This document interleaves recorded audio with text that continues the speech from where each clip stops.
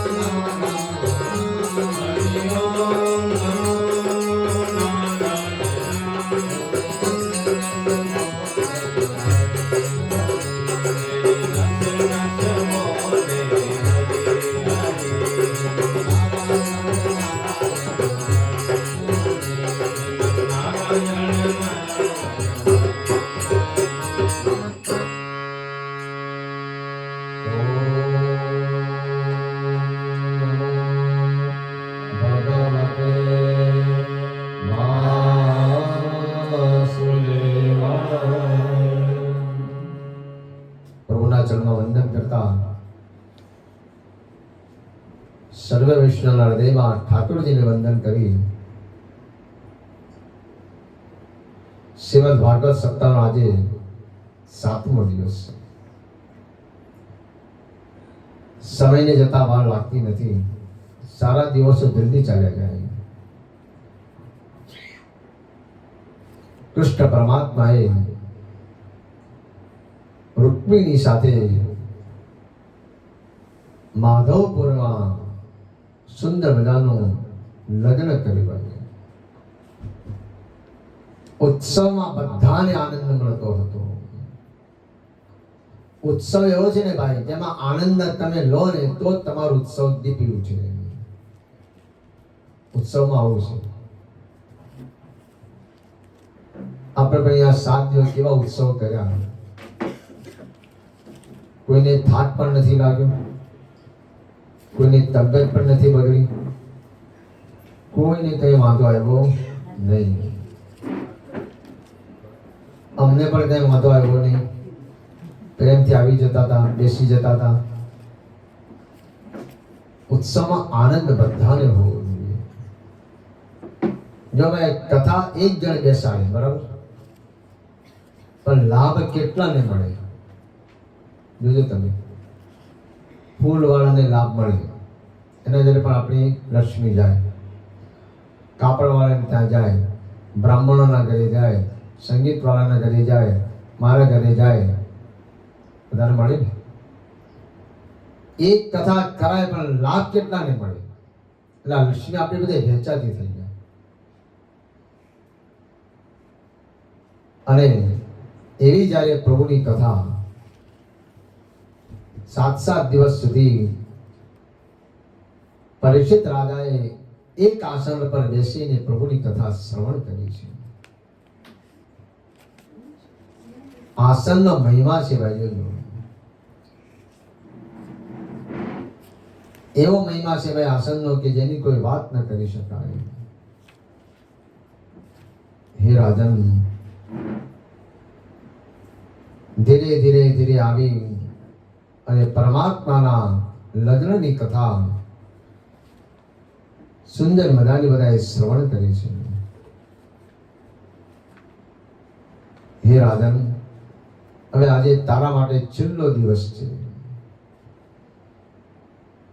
7 દિવસ જ્યારે પરિપૂર્ણ થયા છે, તું કઈ જલપાન તારે કરવો તો કરી લે. ત્યારે રાજા કહે છે, પ્રભુ જેના મસ્તક ઉપર કાળ ફરતો હોય ત્યાં મને કઈ પીવાની પણ ઈચ્છા થતી નથી.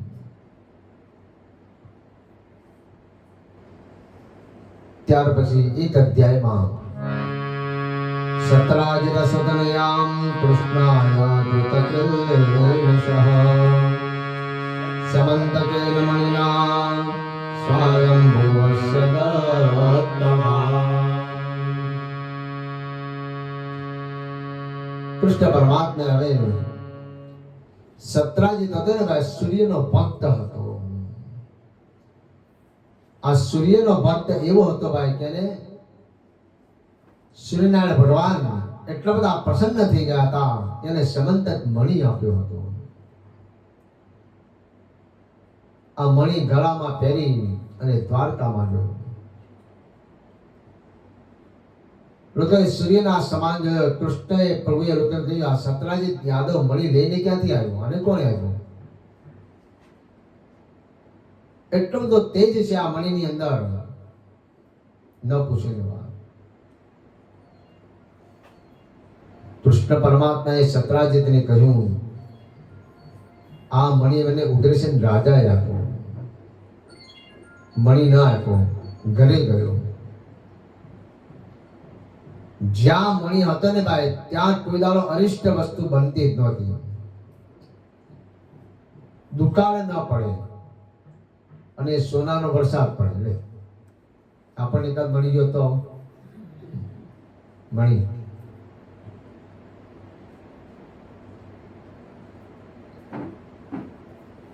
સત્રાજીતનો ભાઈ પ્રસેન આ મણી પહેરી અને ફરવા લાગ્યો, પણ મૃગ્યા રમવા ગયો, એને સિંહે મારી દીધો. સિંહે જાંબુવંતે મારીને આ મણી લઈ લીધો. જોજો આ બધાને મણી લેવો છે. દ્વારકામાં સત્રાજીત કહેવા લાગ્યો કે ઘણું કરીને કૃષ્ણે મારા બંધુને માર્યો છે ને, એટલે કૃષ્ણએ અને મણી માટે પ્રસન્નને માર્યો એવું આળ કૃષ્ણની ઉપર આવી ગયું. આપણે તેમ કહે છે ભાઈ કે ભાદરવા સુદ ચોથ આવે છે. એ ચોથ, એ ચોથને શું કહેવાય? બીજું એનું નામ છે દગડા ચોથ. દગડ એટલે બોળ, દડો, દગડ ચોથ. એમ કે છે ભાઈ એ દિવસે તમે ચંદ્રના દર્શન કરો ને તો તમારા પર આળ આવે, પણ આળને જો તમારે પાછો મિટાવવું હોય, દગડ એટલે પથ્થર, આ પથ્થર તમે કોઈના ઘર પર નાખો અને કદાચ તમે જેમ તેમ બોલે તો તમારું આળ ઉતરી જાય, પેલા માથે આવી જાય. દગડ એટલે પથ્થર, એનું નામ દગડા ચોથ. ચંદ્રે મશ્કરી કરી હતી ગણપતિ બાપાની.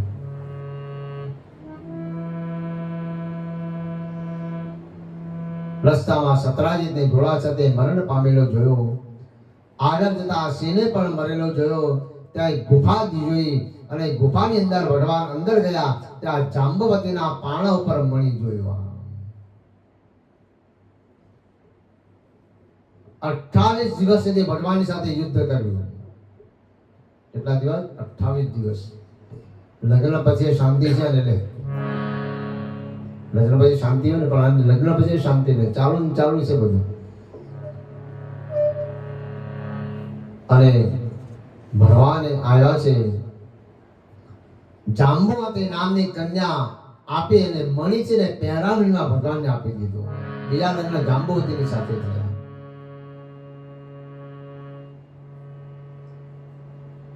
સત્રાજીતે પોતાની કન્યા સત્યભામા કૃષ્ણને આપી એટલે પહેરાવણીમાં પેલો મણી સત્યભામાએ પણ આપી દીધો. ત્રીજા લગ્ન સત્યભામા સાથે થયા. હવે લાઈન ચાલુ આવે.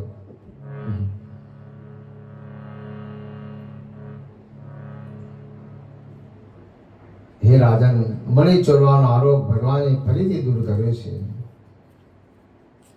ધીરે ધીરે ધીરે ધીરે ભગવાન બીજી 5 પટરાણી સાથે પરણ્યા છે. ભાઈ આને એમ જ હતું કે બસ ભગવાન કૃષ્ણની સાથે મારા લગ્ન થાય, બધાની એ ઈચ્છા હતી. એટલે ભગવાન કીધું આ એક ને ક્યારે વારો આવશે? એટલે ભગવાને એક જ મુહૂર્તની અંદર 16,100 સાથે લગ્ન કરી દીધા. કૃષ્ણચંદ્ર ભગવાન કી. આમ ક્યારે વારો આવે?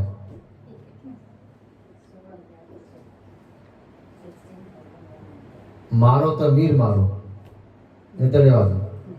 કૌભાંડ કરી છે ને બધા ભ્રષ્ટાચાર જો નથી કરતા, મોટું જ કરે, નાનામાં ઇન્ટરેસ્ટ જ નહીં, પછી જે થવું એ થાય. પહેલા તો કરી જ નાખો.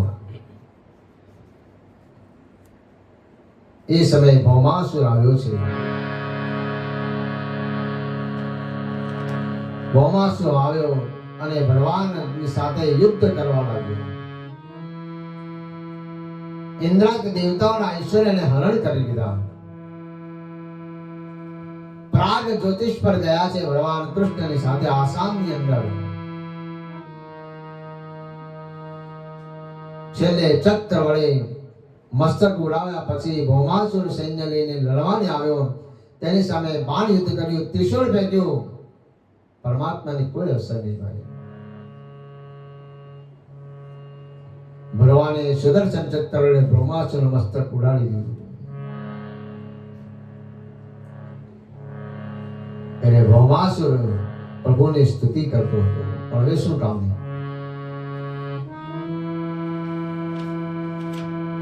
તર્હિ ચિત્સકમાસીનં સંપસ્ય સજગદગુરો પતિં પતિચરતિ ભવતિ રંગનેન સખી જનૈ. એકવાર ભગવાન કૃષ્ણ હિંચકા પર ઝૂલી રહ્યા હતા.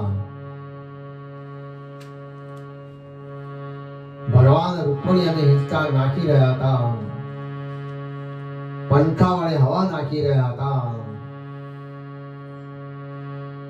એ સમયે ભગવાન કૃષ્ણએ રૂકમણીની થોડી મશ્કરી કરી. પતિ પત્નીમાં જો થોડી મશ્કરી ન હોય ને તો જીવન જીવવાની મજા ના આવે.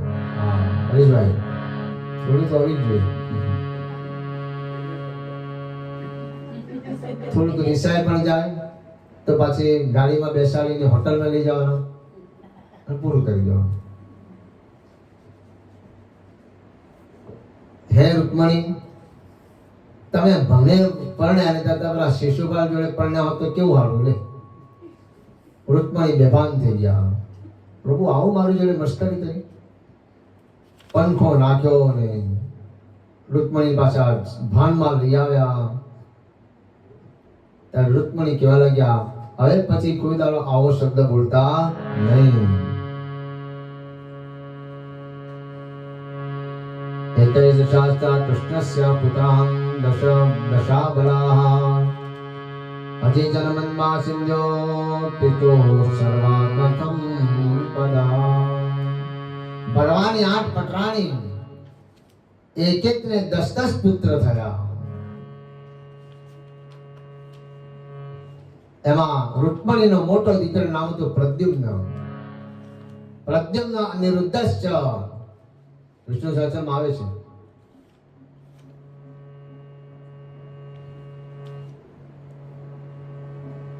ભોજગઢ નગરમાં રહેવા ગયો છે. રામકૃષ્ણને બોલાવી પુત્રના લગ્નનો આનંદ કર્યો. બલરામે કરેલો રૂકમીનો વધ કરી.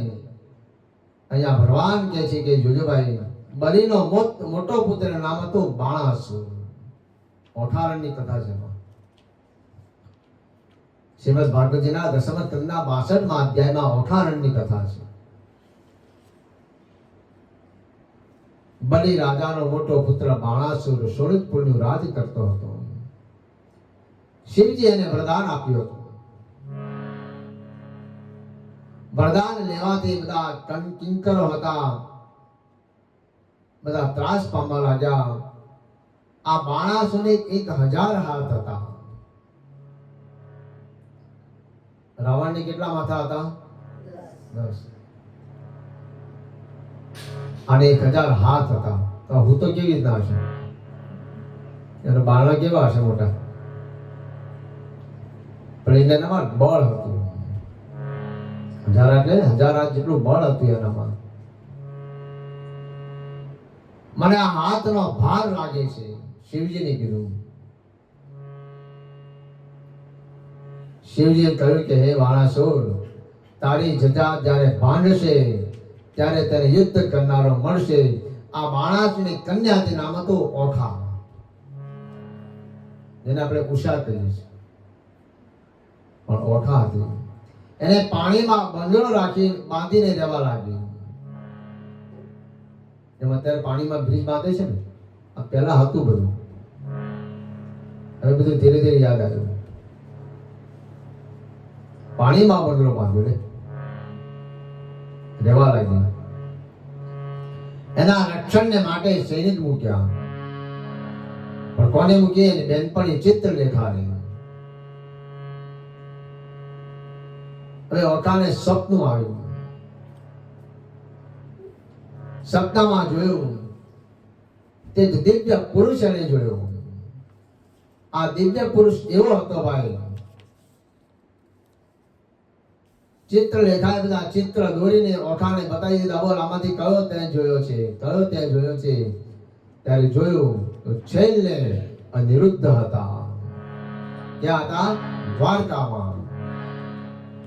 હવે દ્વારકા નગરી કેટલી મોટી છે, તો સામાન્ય છે નહીં, બહુ મોટી.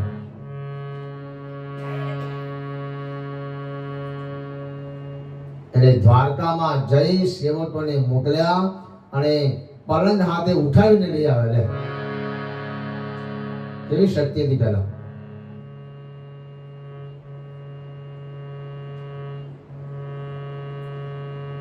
આ જોઈને બાણાસુર અને યાદવોનું યુદ્ધ થવા લાગ્યું. હે રાજાની, એકદો પવનમ રાજન જગ્મુષી કુમારકા યર્તો સામ પ્રદ્યુમ્ના ચારુબાનો ગદાદય. એકવાર યાદવોના બાળકો વાડીમાં રમતા હતા, કુવાની પાણી જોવા લાગ્યા. એમાં એક કાકીડો જોયો, એને આપણે કાચંડો કહેવાય, કાકીડો ગુજરાતીમાં. કૃષ્ણએ ગયા ત્યાં આવીને ડાબા હાથથી બહાર કાઢ્યો. ભગવાનનો સ્પર્શ થયો એટલે દિવ્ય દેહ પ્રાપ્ત થયો. ભગવાનને નમસ્કાર કર્યા અને પૂછ્યું, તમે કોણ છો? કે પૂર્વ જન્મમાં નૃગ રાજા હતો. રાજા નૃગ રાજા. મેં બ્રાહ્મણનું ધન લઈ લીધું હતું, બ્રાહ્મણનું ધન મેં લઈ લીધું હતું, એ મને શ્રાપ મળી ગયો. પૂર્વ જન્મમાં પણ લીધેલું, આ જન્મમાં આપણને નડે. હો, કોઈ દાન આપતું હોય ને એને વચ્ચે અટકાવવાનું. કોઈ તું તારી રીતના આપજે આપવું હોય, નહીં તો બીજા જન્મમાં કાચંડો બનશે, કાકીડો બને. બ્રાહ્મણે દાન આપવાનું હતું, પણ મારાથી ભૂલથી જે ગાય જે બ્રાહ્મણને આપવાની હતી એને ન આપીને બીજા બ્રાહ્મણને આપી. એટલે બંને બ્રાહ્મણો લડવા લાગ્યા. મને આપવાને તને આપી દીધી, લડવા લાગ્યા. આ મૃગરાજાએ કીધું કે મારા ચિંતા નહીં કરો, હું તમને આના બદલામાં બીજી 100 ગાય આપું છું. કે નહીં, મારે આ જ ગાય જોઈએ.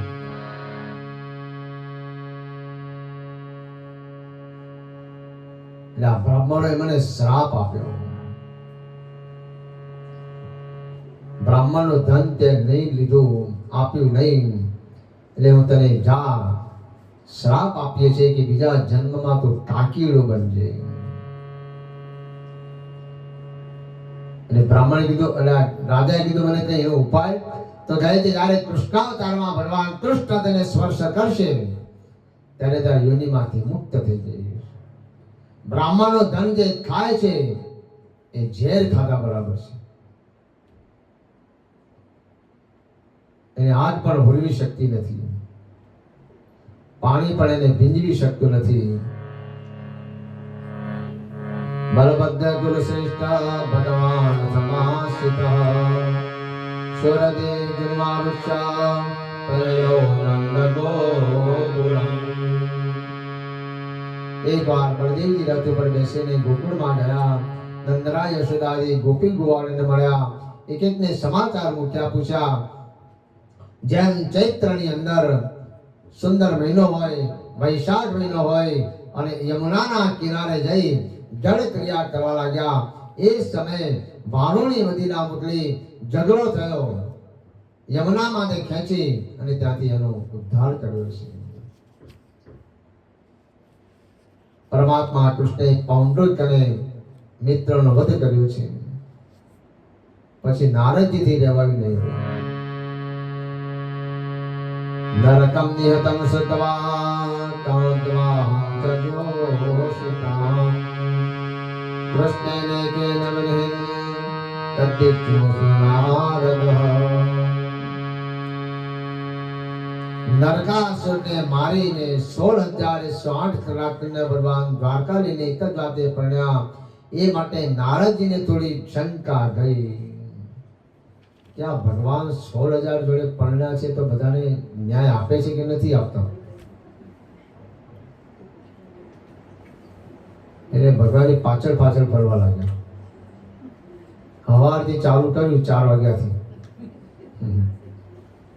પહેલા ઓરડામાં ગયા તો ભગવાન જાગૃત થયા અને કરાગ્રે વસતે લક્ષ્મી કરમૂળે સરસ્વતી કર મધ્યે તુ ગોવિંદ પ્રભાતે કર દર્શનમ. પહેલા રૂમમાં જ્યાં જોયું ત્યાં ભગવાન હાથના દર્શન કરતા હતા. બીજા ઓરડામાં ગયા તો પ્રભુ પોતાના ગુરુને વંદન કરતા હતા. મેં તમને વચ્ચે કીધું હતું કે સવારમાં ઉઠીને 4 જણાને યાદ કરવાના. યાદ છે તમને? બોલો તો.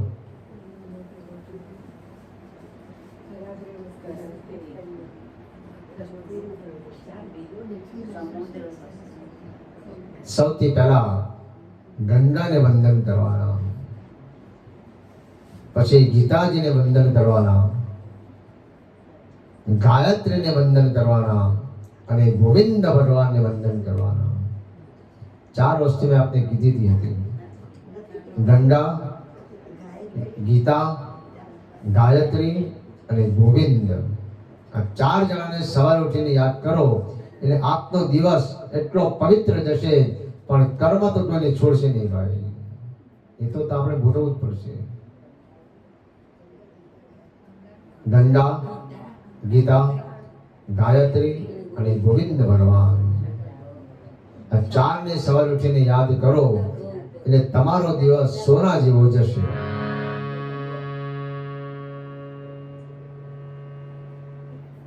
ત્રીજા ઓરડામાં નારદજી ગયા તો ભગવાન સંધ્યા વંદન કરતા હતા. ચોથા ઓરડામાં ગયા તો ભગવાન યજ્ઞ કરી રહ્યા હતા, વૈશ્વદેવ યજ્ઞ. 5મા ઓરડા જ્યાં ગયા ત્યાં ભગવાને પાછળ નજર કરી. ઓહો, મારો પીછો કરી જાતો. નારદજી કે આને શું ખબર પડશે? નારદજી નાના પ્રભુ આ તો અહીંથી નીકળો ને જરા જોતો કે કેમ લાગે છે. પણ પરમાત્મા કહે છે મને બધા વગર ચાલે પણ મારા નારદજી વગર ન ચાલે. અને પ્રભુને કહેવો ને એકવાર કહેવાનું. શું કહેવાનું? મારી ઝૂંપડીએ આવો મારા શ્યામ, મારી ઝૂંપડીએ આવો મારા શ્યામ. બોલો, મારી ઝૂંપડીએ આવો મારા શ્યામ, મારી ઝૂંપડીએ આવો મારા શ્યામ.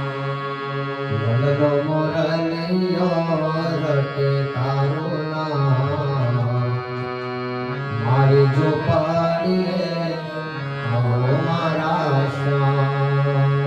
વનનો મોરલિયો રટે તારું નામ, મારી ઝૂંપડીએ આવો મારા શ્યામ. તમને કહેવાનું એકવાર આરે પૂરો હૈયા તેરી હા, મારી ઝૂંપડીએ આવો મારા શ્યામ. એકવાર આવે પૂરો હૈયા તેરી હા, મારી ઝૂંપડીએ આવો મારા શ્યામ. સૂરજ ઉગે મારે ઉગતી આશા, સૂરજ ઉગે મારી ઉગતી આશા. સંધ્યા ઢળે મને મળતી નિરાશા, સંધ્યા ઢળે મને મળતી નિરાશા. રાત દિવસે મને સૂજે નહીં કામ, મારે ઝૂંપડીએ આવો મારા શ્યામ. મનનો મોરલિયો રટે તારું નામ, મારી ઝૂંપડીએ આવો મારા શ્યામ. આંખ લડીએ મને ઓછો દેખાય છે, આંખ લડીએ મને ઓછું દેખાય છે. દર્શન વિના મારો દિલડો ડૂબાય છે, દર્શન વિના મારો દિલડો ડૂબાય છે. નહીં રે આવો તો મારા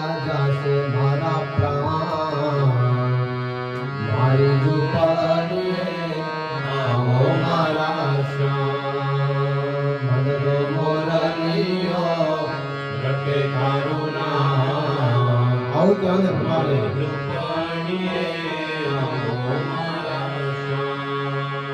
તમારા વાળા તારે ઝાંખી જો થાય રે એકવાર વાળા તારે ઝાંખી જો થાય આંખોના આંસુડાથી ધોવું તારા પાય રે આંખોના આંસુડાથી ધોવું તારા પાય રે રાત દિવસ તારો જપુ હરું નામ મારી ઝૂંપડીએ આવો મારા મનનો મોરલીયો રટે તારું નામ મારી ઝૂંપડીએ આવો મારા ઘર ગમે તેટલા મોટા હોય પણ જો મન મોટું ન હોય ને તો બધું બેકામ છે મને મોટું રાખવું છે